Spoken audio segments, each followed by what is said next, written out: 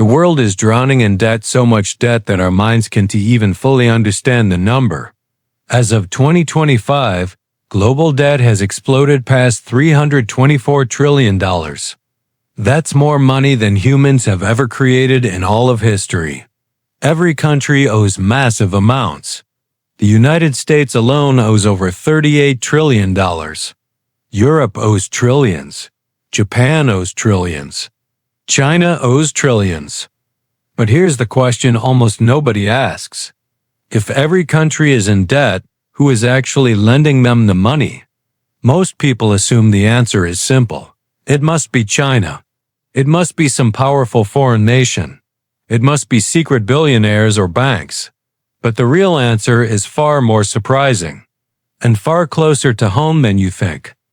Because whether you realize it or not, one of the biggest lenders to the entire world is actually you. This is the hidden story behind global debt, how it works, who owns it, and why the system depends on a loop that almost nobody sees. Let's start with the biggest myth. When you ask, who owns America's huge debt? Most people say China. Yes, China owns U.S. debt, but the truth is, not very much.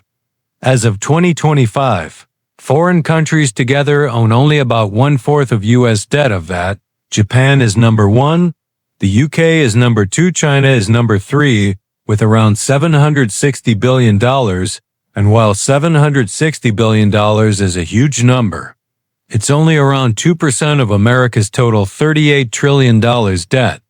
So the real mystery becomes, if foreign countries only own a fraction, where is the other $29 trillion coming from? Who is lending it? And this is where the story turns upside down.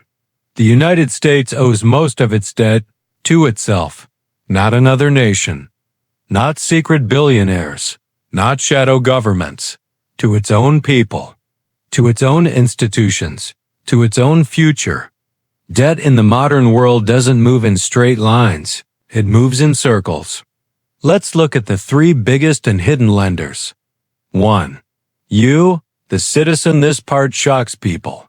The largest group of lenders to the U.S. government is ordinary people like you. Maybe you don't remember lending the government anything. You didn't write a check. You didn't buy a bond, but your money did. Here's how it works. When you save money, when you invest in a retirement account, when you keep money in a bank, those institutions take your money and invest it. And the safest investment on earth is considered to be U.S. government bonds. So your savings become the government's loan. Your pension becomes the government's loan. Your insurance fund becomes the government's loan. Citizens indirectly hold over $15 trillion of U.S. debt. Congratulations, you're one of America's biggest creditors, whether you knew it or not. 2. The government itself. This sounds impossible.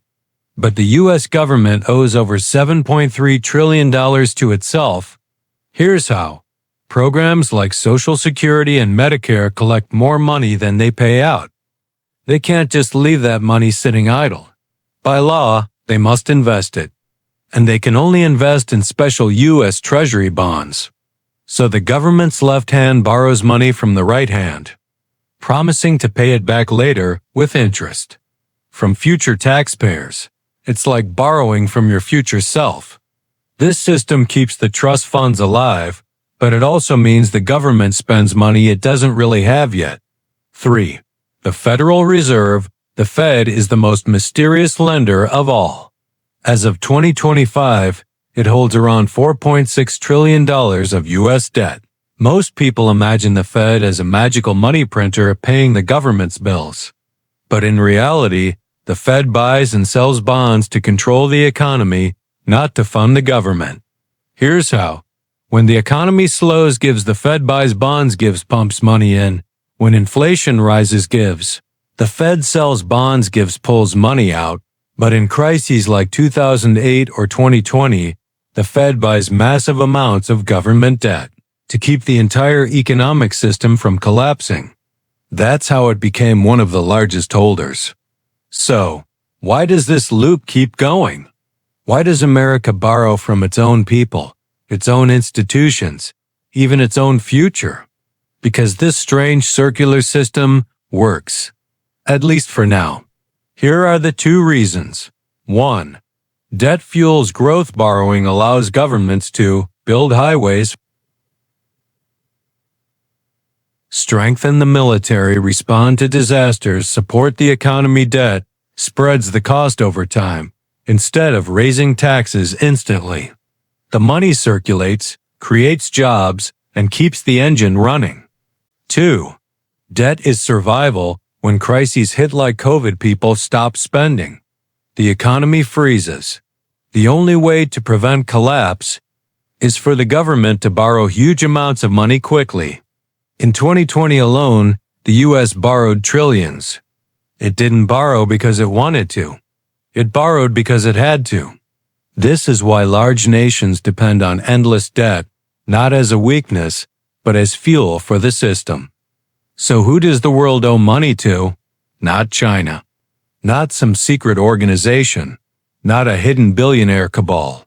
In countries like the United States, the debt is owed mostly to the people who live inside the system. Pension funds, banks, investors, the government itself, the central bank. It is a closed loop, an engine powered by trust. And that trust is the real foundation of modern money. But here's the real question. The question that should keep every economist up at night. How long can this system continue? How long can we borrow from our future to pay for our present? And what happens if the trust that keeps the loop alive finally breaks?